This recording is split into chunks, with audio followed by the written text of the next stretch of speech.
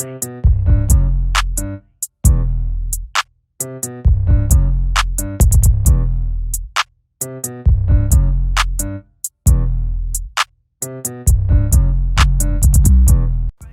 right, everybody, welcome back to Sports Forecast with your host here, Michael Cloud. It's good to be back, everybody. I know it's been a really long hiatus, but, a lot of things have changed. We've had the whole sports shutdown, but we're back in full swing. We've had a lot going on. A couple things we're going to review. First, my favorite hockey team, the Lightning, won the Stanley Cup Finals last week. Congratulations to them. It's a beautiful win. A couple years ago, they got to the Stanley Cup Finals, didn't end up working out for them, but they back this year stronger than ever. And even their captain, Stamkos, was out, my favorite player, but he came back, just played 3 minutes, and scored a goal. Look at that. That's all he needed. But they got the win, got the Stanley Cup, check mark. Next, my Miami Heat, back in the finals. Sounds like so far my teams are 2 for 2 this year. Heat playing the Lakers. It's a dream come true to see my two of my favorite teams play in the finals. I want to see LeBron versus Kobe back in like 2010, 2011. Never got to see it, but now we get to see the Heat versus the Lakers this time in 2020 in the bubble. Woo, it's a great series. We're going to dive into that in a couple minutes. But I want to talk about my Yankees right now. My Yankees are rolling. They're back stronger than ever. They had a lot of injuries in the middle of the season. It was a really short season. Played 60 games in like 70 days, with the bubble and everything, Corona. But right at the end of the season, they put up a lot of runs. There was a couple game stretch against the Blue Jays where they scored 42 runs in 3 days. Scored 20 runs in one game.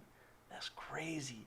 I don't know what it is. I don't know if it's just like having no fans at stadiums. I kind of have I'm speculating that like, for me, it feels like all the baseball games are just like batting practice. So, like, it's just kind of different. Not having all the fans around, the screaming, it's just like locked in, straight baseball. Same with basketball, same with soccer, same with football. Just locked into the sport. No distractions.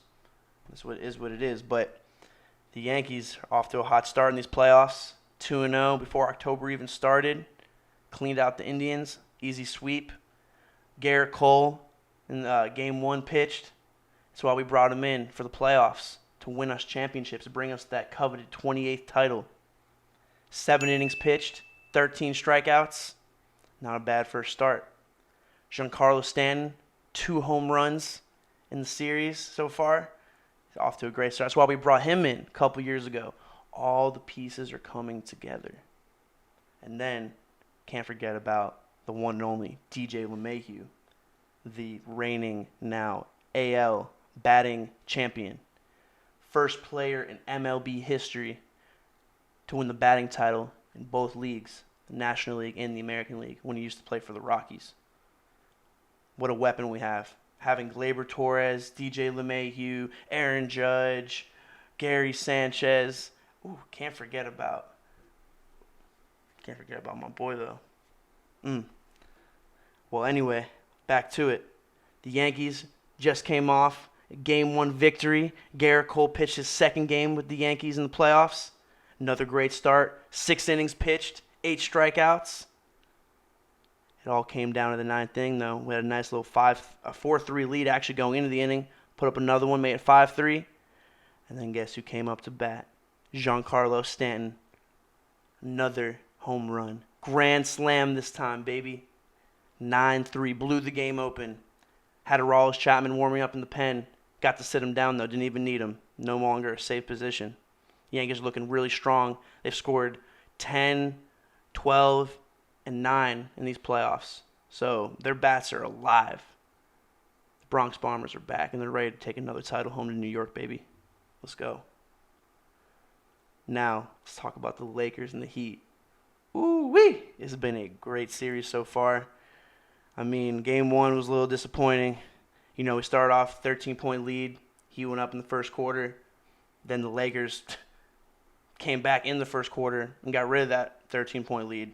And then after that, Dragic got hurt, Bam got hurt, and AD and LeBron just took over and just blew them out. Wasn't too happy with that. Game 2, We knew we weren't going to have Goran. We knew we weren't going to have Bam. But, it was taking an adjustment period. Eric Spoelstra had to try to figure out a game plan to make it work. But in that game, it was just the Lakers were too much to handle. LeBron, AD snapped. They put up over 60 points both of the first 2 games of the series. Then came Game 3. Eric Spoelstra said in the press conference after Game 2 that it wasn't going to be easy, but when you want to do something bad enough, you got to find a way, whatever means necessary, to get what you need. And that's what they did in Game 3. They knew they weren't going to have Bam again. They knew they weren't going to have Goran again. They planned around it. The game plan was perfect. They neutralized AD. 5 points in the middle of the third quarter, finished with 15. LeBron finished with 25. And now let's talk about the all-time great performance by Jimmy Butler. Jimmy fucking Butler. Jimmy fucking buckets, baby. Playoff Jimmy. It's that time. That boy put up something we've never seen before. 40-point triple-double. 11 assists.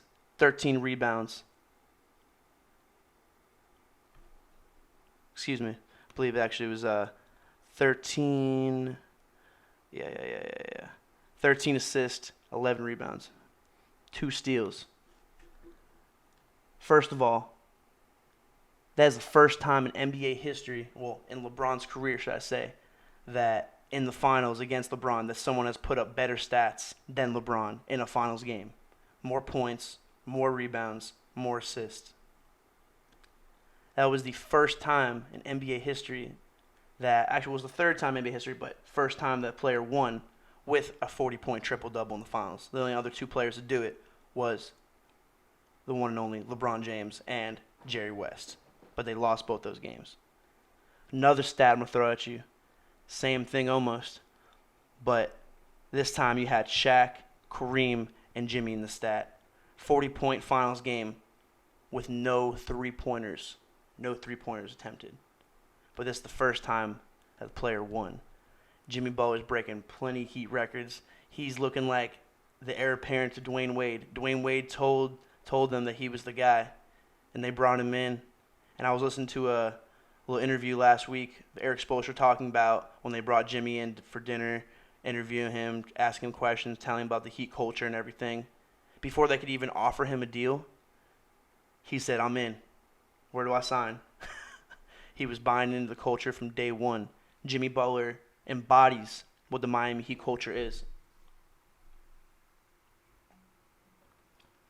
I don't know if anyone would have been a better fit to replace Dwayne Wade than Jimmy Butler. Former Marquette player just like Jimmy, just like Dwayne.